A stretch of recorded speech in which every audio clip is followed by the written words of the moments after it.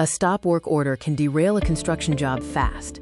Learn the meaning, causes, and next steps to keep your project on track. Let's start with a clear understanding of what a stop work order is and why it's a big deal on any construction site.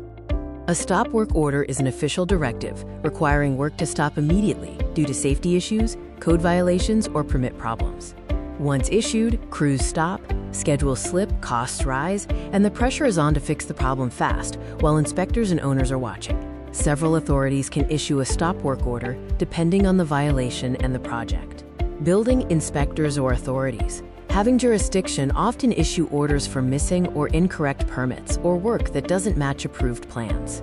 OSHA or safety authorities step in when there is an imminent danger, such as serious fall hazards or unprotected excavations. Owners or general contractors can also issue orders due to unsafe conditions, contract non-compliance, or missing training documentation.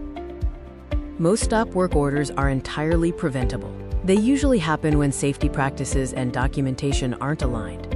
Common causes include serious safety hazards on site, missing permits, or work not matching approved plans. Often the issue isn't the work itself, but the inability to prove compliance due to lack of worker training or missing safety documentation. So what happens immediately after a stop work order is issued? Here is the typical step-by-step process. First, work must stop immediately. The inspector then issues a written notice documenting the violation.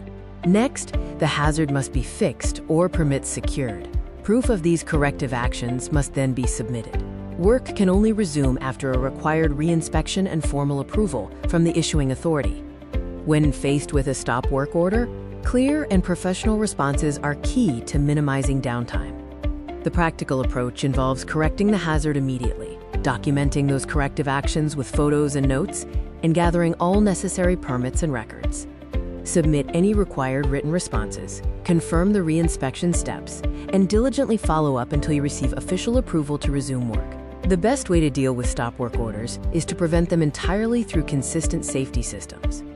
Prevention requires regular job site inspections, trained and competent crews, and clear safety responsibilities across the site. Ensure your safety documentation is organized and easily accessible. Proactively address hazards before inspectors ever arrive. A stop work order tests your systems. Contractors who prepared before the inspection are the ones who can stay calm and get back to work quickly. Stay safe and prepared.